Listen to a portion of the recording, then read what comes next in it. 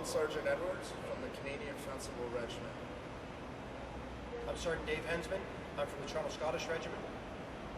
So as you can see, I'm wearing the typical British uniform of 1815. Pretty much what you see right here is what a sergeant would have worn. The red coat represents the British soldier, the three stripes represents the sergeant, and the cuffs, the different color cuffs, represent the actual regiment that you belong to. The belts actually are they have a large purpose. They hold a cartridge box that would hold ammunition and your bayonet. Also, I have a whistle, which is used on the battlefield tactics to instruct soldiers to advance and other maneuvers. I also have white parade pants with the drop fly front and gaiters that protect my boots, as you can see. And then I also have square-toed boots that have metal horseshoes to protect their heels. Our headdress that we would wear is a Belgique shako. The green cords that you actually see represent what type of soldier I am. I am a light infantry soldier. So we were actually trained to do different type of tactics, such as guerrilla warfare tactics and such. This is a fatigue hat that we would wear when we were doing fatigue duties, such as digging latrines and cutting wood. The type of food that we would be rationed is salted beef and hardtack bread. Also, we were issued a bread bag that came with plates and cutlery. Soldiers would have also have collected extra plates and cutlery throughout their years of service, as well as cups for late night ale drinking. I have a pair of wool pants that we would be wearing on campaign as well as during winter service. You can see our knapsack is painted canvas, so it was actually waterproof. It says my regiment and what type of soldier I am. Here is a wooden canteen that would be the issued canteen for every British soldier in North America. We were also issued shaving kits that include straight razors, mirrors, soap, and a brush to put on the soap. Also, we had our own musket cleaning kits, our flints, our ball patches, and powder measurers, as well as ball starters.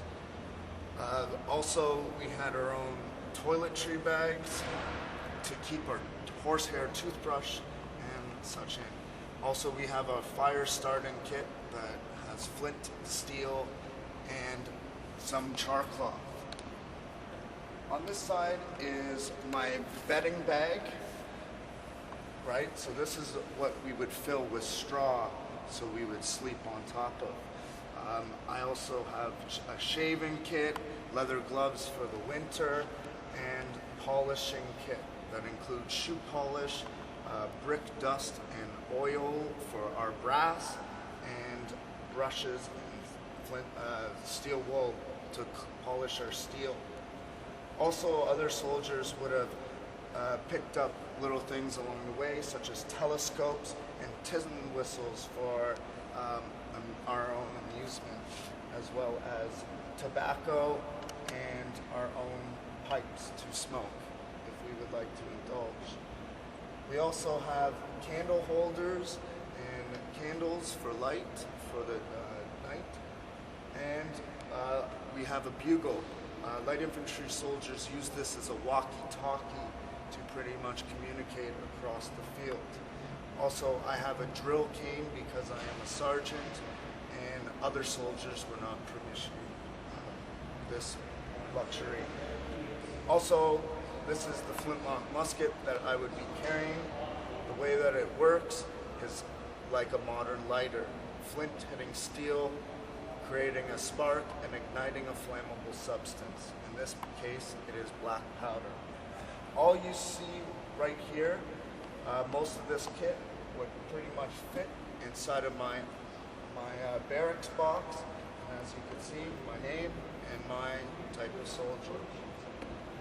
So now I'll pass you on to Sergeant Hanson. We move up a notch into the 2009 era, which we're in now. So I'm also going to start off with our helmets that we would have to this day.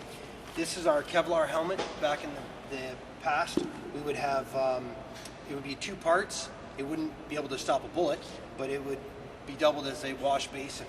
The pattern here, which matches our pattern for our bush caps, this is kind of our cap that we would wear when we're lighter.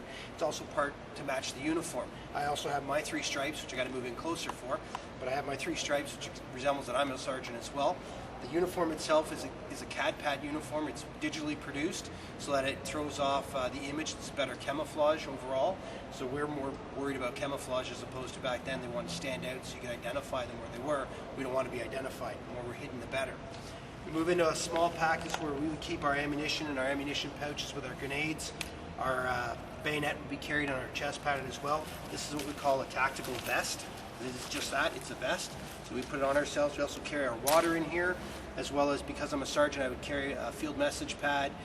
A whistle would be attached to it, compass, those items as well. So again, they used a whistle back then. We still use a whistle today. We also have radios, smaller radios for communication to talk to each other, which is a lot more modern and understandable as time goes by. You'll notice here I have a small pack, and here we would carry all our extra ammunition, as well as food, our rain gear, whatever parts of equipment that we'd have. This pack fits nicely over top of the tack vest. Underneath the vest we would have the body armor. Right? I have a shave kit as well. Mine's made out of basically a hand towel that I folded over. Over the years, back then, they mentioned that soldiers would modify their kit. We would do the same today. We still find things. They don't issue us shave kits, so we have to basically put together our own. So I just created mine because I enjoy it. They have our fuel tabs, which we add water to these and they heat up to cook our meals. We eat a lot better than they did back then. Right, this is called an INP, an individual meal pack. The Americans know it as MREs, meals ready to eat.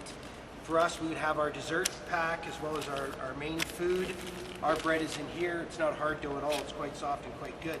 Also, I keep hot chocolate, orange peels. This here is just one meal. We would carry 3 meals, an entire day's worth of rations. I'm old school. I've been in for about 20 years, so I actually have an old, basically a stove pot set that I would keep with me. I just use the frying pan portion. I've eliminated the rest. Keep kitchen stuff in a first aid kit in here as well. Plus we carry, under here you'll notice that throughout we have our mat. They have their bedroll. We have our shelter half. Now this one here is a British one. Again, a modified kit. I have the Canadian one, it's a little more bulky. This one packs down a little more, so I prefer it. We have a spare uniform, long underwear or t-shirts, as well as underwear, change of socks. We have our backpacks. This is an older style pack. It's called 64 pattern. It was designed in 1964. It's used with airborne jump rucks, things like that if you're going to be jumping out of airplanes. As well as we have a valise that attaches to the top. The modern versions that we're getting a whole new packs. It's going to be all different, a lot better, more modern. The other packs we have, the valise sits on the bottom. These ones that go on top. Inside your valise, you carry all your sleeping kit, your bug screens, whatever, extra food, extra ammo. So you just keep more stuff and you just keep stuffing it in as much as you can. You notice I have 5 pockets on mine. The original ones came with 3. I preferred more, so I just had more sewn into it when I had the extra packs made. We line it with a garbage bag. Most of it's water resistant anyway. The frame, I got cargo straps on here so I can just store more equipment as I go along. Again, just jumping back, I also have a flashlight. They have their candle. I would have my gloves for contact, for whatever else. Sleeping bag, down-filled. It comes in a 3-part system. You get 2 bags as well as a liner. For the summertime, we don't carry that much, so I would only carry this. A bivy bag, bivy shelter, so that one there is waterproof. We can slide all our kit right into there. Our bedroll, which is our air mattress. I have my bug head net, which I would sleep with, as well as an entire head body bug net if you wanted to. I also have a jacket. It doubles as a pillow. It's a rain jacket, and I have my rain gear here as well. So this is Gore-Tex. It's supposed to be water resistant as well. We'll see how that works. We also have a follow-up bag that I would carry. They have their barrack box. We have a barrack box as well.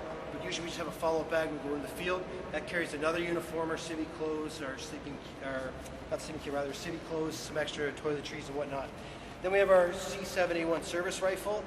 The more modern ones have scopes on them, things like that.